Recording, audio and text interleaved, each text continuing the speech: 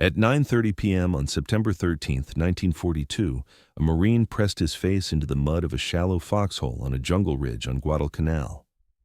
The night was suffocating. The air was thick with humidity, rotting vegetation, and the constant whine of insects.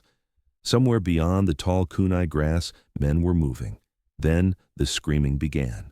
Thousands of voices erupted from the darkness, rising and falling as one. Japanese soldiers charged uphill, unseen, bayonets fixed, shouting as they ran straight toward the ridge. The Marine could not see them. He could only hear them, boots crashing through brush, metal clattering, officers yelling commands he did not understand. Muzzle flashes tore holes in the dark, rifles cracked, machine guns hammered in long, desperate bursts. Men were dying in foxholes only yards apart, unable to see who was killing them.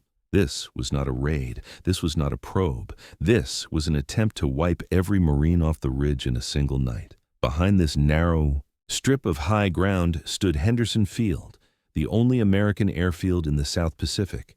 If the ridge fell, the airfield would fall. And if the airfield fell, 12,000 Marines on Guadalcanal would be trapped, surrounded, and destroyed. On that ridge stood just 840 men.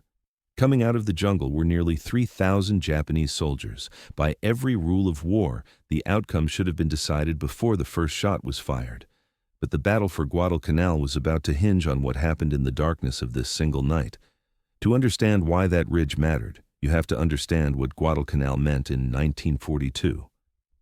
On a map, it looked insignificant, a jungle-covered island in the Solomon Chain, remote, malarial, almost unknown to most Americans. But in the summer of that year, Guadalcanal became the most important piece of ground in the Pacific War. 9 months earlier, Japan had struck Pearl Harbor and surged outward with breathtaking speed. The Philippines fell. Malaya collapsed. Singapore surrendered. Japanese forces swept across the Dutch East Indies and pushed south toward Australia. By mid-1942, the Japanese Empire stretched across millions of square miles of ocean. Nothing seemed able to stop it. Guadalcanal sat directly astride the sea lanes linking the United States to Australia. If Japan could dominate those waters, Australia would be isolated, cut off from American support, and possibly forced out of the war. That was why the Japanese had begun building an airfield on Guadalcanal. From that single strip of land, Japanese bombers could strike Allied shipping, choke supply lines, and control the skies across the southern Pacific. It was a threat the United States could not ignore. So in August 1942, American Marines landed on Guadalcanal, the first major Allied offensive of the war against Japan. The landing shocked Tokyo. Japanese leaders had believed the Americans were still reeling, still on the defensive. Instead, the Marines seized the unfinished airfield, completed it themselves, and named it Henderson Field. From that moment on, everything on Guadalcanal revolved around that airstrip. The aircraft that flew from Henderson became known as the Cactus Air Force, named after the Allied code name for the island. They were a fragile collection of Marine, Navy, and Army pilots flying whatever aircraft could be spared: Wildcats, dauntless dive bombers, and aging Army fighters. Their conditions were brutal. The runway was little more than packed dirt and crushed coral. When it rained, it turned into mud. When the sun came out, it became a choking cloud of dust. The pilots lived in flooded tents in a coconut grove the Marines called Mosquito Grove. Malaria and dysentery were constant companions. Japanese bombers attacked almost every day, often at the same hour, as if by habit. At night, Japanese warships slipped down the coast and shelled the airfield, forcing men to dive for cover as shells burst among parked aircraft. But during daylight hours, Henderson Field ruled the skies. American aircraft could strike Japanese ships, protect Allied convoys, and deny Japan the ability to reinforce Guadalcanal safely. As long as Henderson Field operated, the island could not be taken. The Japanese understood this all too well. Because American planes dominated the skies by day, Japanese reinforcements could only reach Guadalcanal at night. Fast destroyers raced down from the north, unloading men and supplies in darkness before fleeing again before dawn. The Marines gave this nightly lifeline a name: the Tokyo Express. The Tokyo Express could deliver soldiers, but it could not deliver heavy artillery, vehicles, or enough food. Men arrived hungry. Ammunition was limited. The jungle consumed everything. Japanese commanders knew the situation was unsustainable. If Henderson Field remained in American hands, Guadalcanal would slowly bleed the Japanese army dry. The airfield had to be retaken, quickly, decisively, and at any cost. The first attempt came on August 21, 1942. Colonel Kiyonao Ichiki led roughly 900 Japanese soldiers in a frontal night assault near the mouth of the Tenaru River. He believed the Marines were weak, inexperienced, and close to collapse. He was wrong. Marine machine guns tore the attack apart. Wave after wave of Japanese soldiers charged straight into concentrated fire. By morning, more than 800 lay dead. Ichiki burned his regimental colors and took his own life. The message should have been clear. The Marines were not running. But Japanese high command drew the wrong lesson. They concluded Ichiki had failed not because of tactics, but because he had not brought enough men. So they decided to try again, on a much larger scale. And this time, they would aim straight for the ridge that guarded Henderson Field. The man responsible for holding that ridge did not look like a legend. Lieutenant Colonel Merritt. Austin Edson was 45 years old, barely 5'7", with a soft voice that rarely rose above a calm conversational tone. To the men who served under him, he was simply known as Red Mike, a nickname that came from his red hair and an earlier red beard worn during jungle fighting years before. Edson had spent much of his career studying the kind of war no manual could fully explain: small unit combat, jungle warfare, the psychology of men fighting in fear, exhaustion, and darkness. He had learned those lessons the hard way, leading Marines against guerrillas in Nicaragua during the 1920s. There, he discovered something doctrine often ignored, that battles were not decided by numbers alone, but by whether frightened men believed their leader understood what they were facing. Edson believed that soldiers would follow an officer who shared their danger. So he did. Weeks earlier, during the assault on Tulagi, Edson had led from the front, moving through fire, alongside his Raiders. For that action, he had already earned his Second Navy Cross. Now, on Guadalcanal, Edson commanded the 1st Marine Raider Battalion, an elite force trained for exactly the kind of fight that lay ahead. By early September 1942, Edson was deeply uneasy. Reports from Australian coast watchers and native scouts described large numbers of Japanese troops moving east of the marine perimeter. Edson studied aerial photographs and maps late into the night. One feature stood out. A narrow ridge ran south from Henderson Field into the jungle, dominating the surrounding terrain. If Japanese forces approached from the south, and Edson believed they would, the ridge would be their natural route. If the ridge fell, nothing would stop them from reaching the airfield. Edson took his concerns to Marine headquarters. The division commander, Major General Alexander Vandegrift, was not convinced. He believed the main Japanese attack would come from another direction. But Edson persisted. Eventually, the Raiders were allowed to move onto the ridge, officially as a rest position, away from the daily bombing around Henderson Field. In reality, Edson was positioning his men exactly where he believed the storm would break. On September 11, 1942, 840 Marines moved onto the ridge. They came from 2 battered units, Edson's Raiders, and the 1st Parachute Battalion, the Paramarines, whose commanding officer had been killed earlier in the campaign. They were now led by Captain Harry Torgerson, a tough, determined officer who understood what lay ahead. Together, these 840 men formed the only barrier between the jungle and Henderson Field. They were exhausted. Many were sick with malaria or dysentery. They had been fighting, digging, and patrolling for 5 straight weeks. Ammunition was limited. Some men had only 1 or 2 grenades. As they dug foxholes along the ridge, the terrain revealed its dangers. Tall kunai grass could hide entire units. The jungle pressed in tightly on both sides.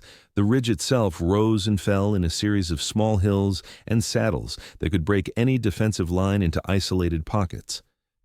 Edson knew holding it would be difficult, but before the attack came, he wanted certainty. On September 8th, Edson launched a raid east of the marine perimeter at a place called Tasimboko. The objective was simple: disrupt Japanese supply bases and gather intelligence.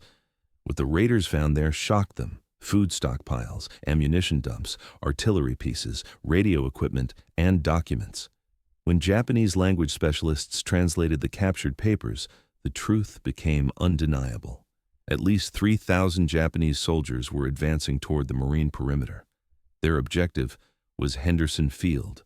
Their approach route ran straight up the ridge Edson now occupied. Edson returned to headquarters and briefed Vandegrift personally. This was no minor force. This was a full-scale assault. Artillery was moved into position to support the ridge. Reserve units were placed behind Edson's line. But the reality remained unchanged. When the Japanese came, the men on the ridge would face them first. As dusk fell on September 12th, Edson walked the length of the ridge one final time. He checked positions, spoke quietly with his officers, looked back toward Henderson Field, visible behind him through gaps in the trees.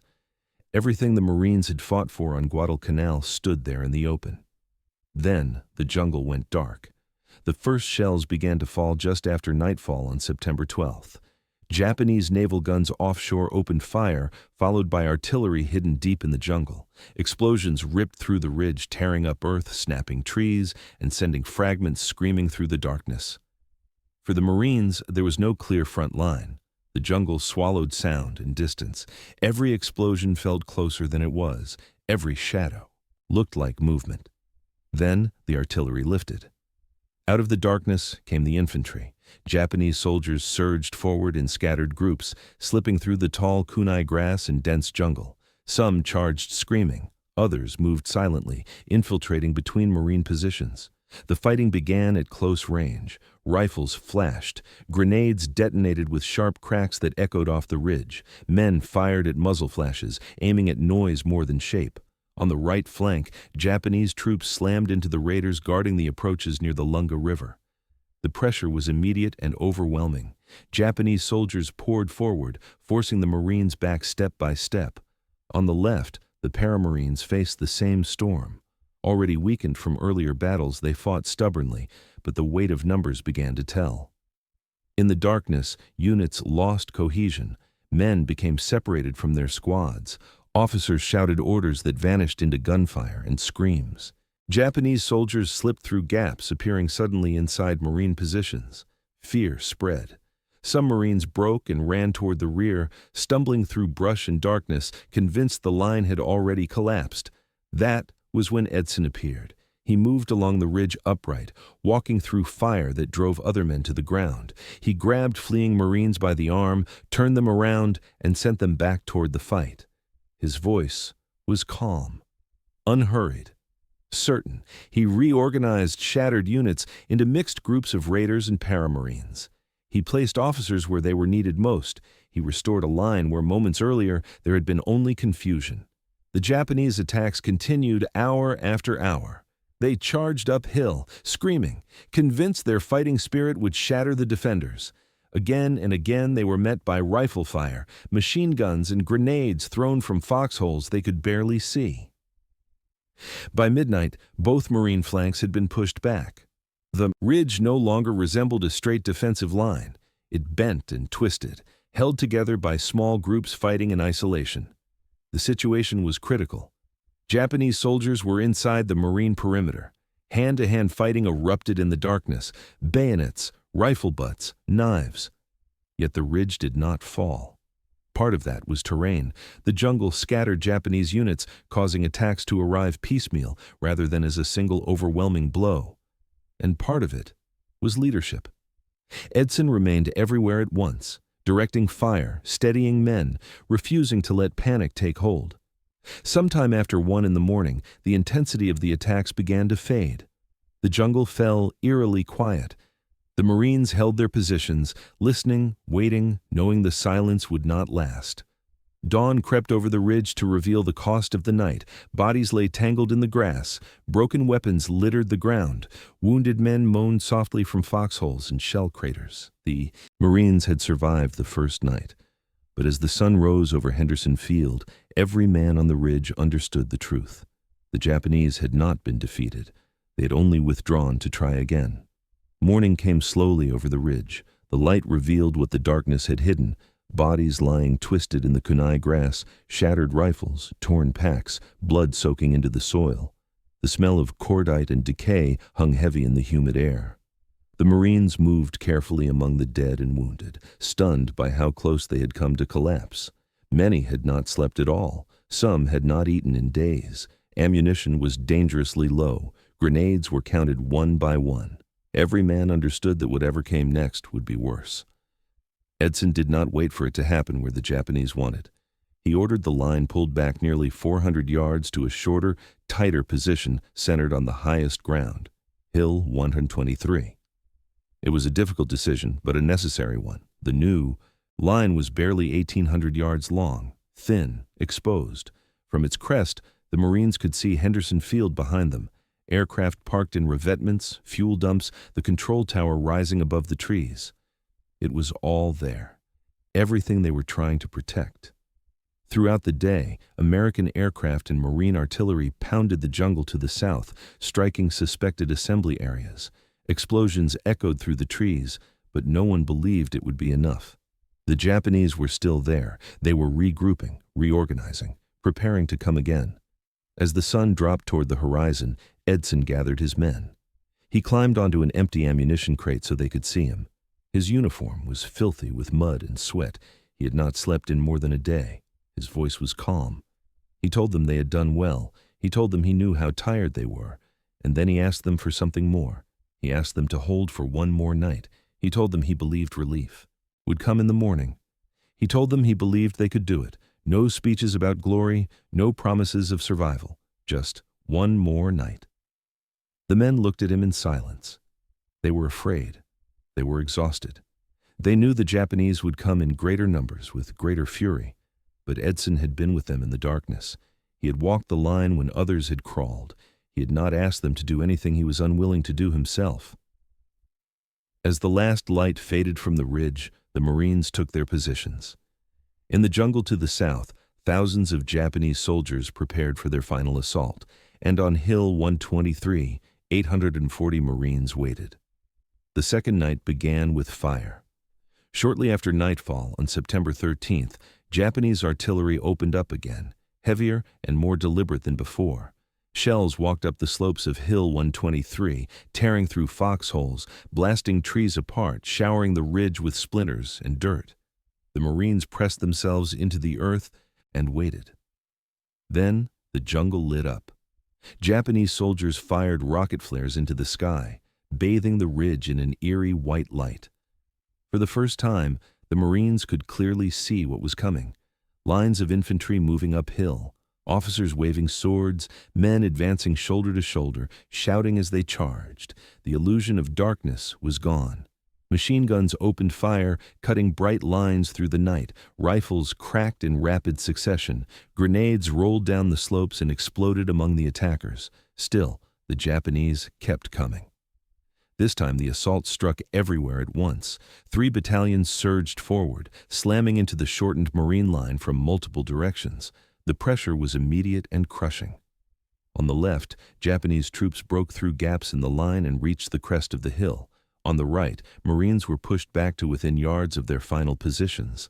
The ridge began to collapse inward. Men fought hand-to-hand in the glare of the flares, bayonets clashing, rifle butts swinging, knives flashing in the light. Foxholes changed hands multiple times in minutes. At several points, Japanese soldiers were inside the Marine perimeter, firing downhill toward Henderson Field. For a moment, it seemed inevitable.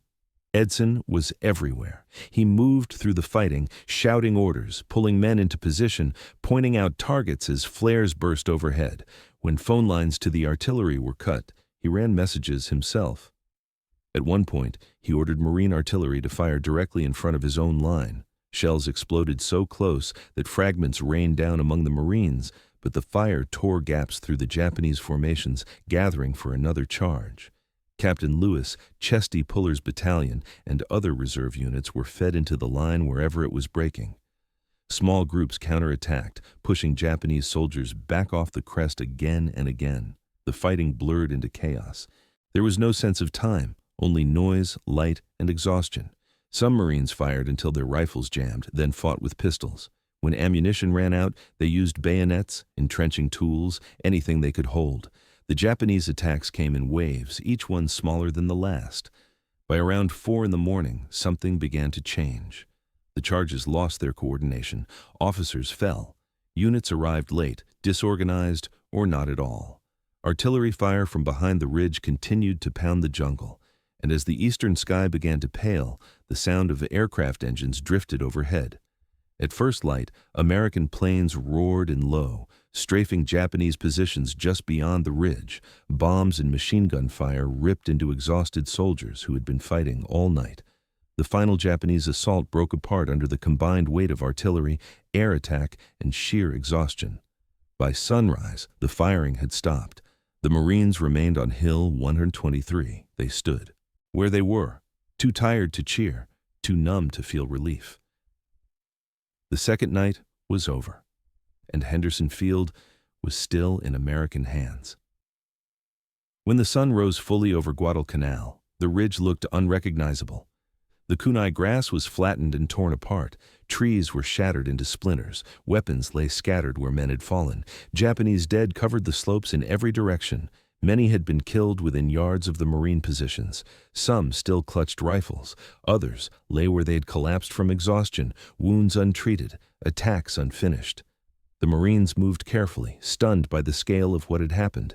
They were filthy, dehydrated, barely able to stand. Some men sat down and simply stared at nothing.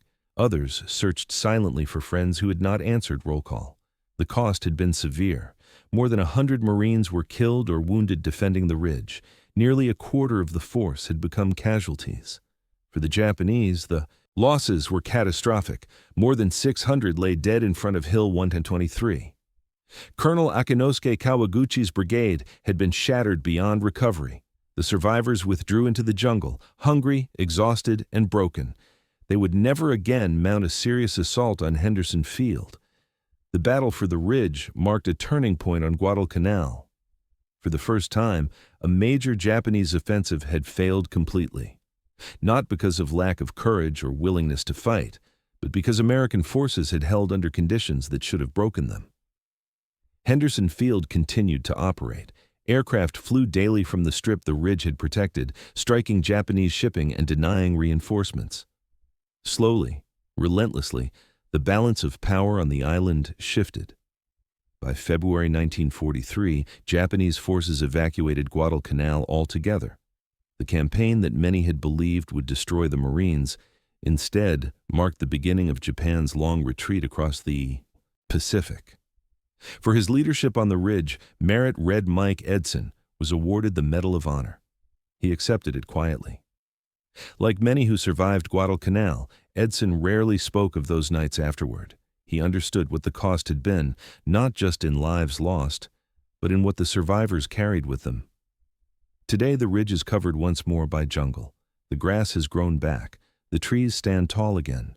But beneath the soil lie the traces of those 2 nights.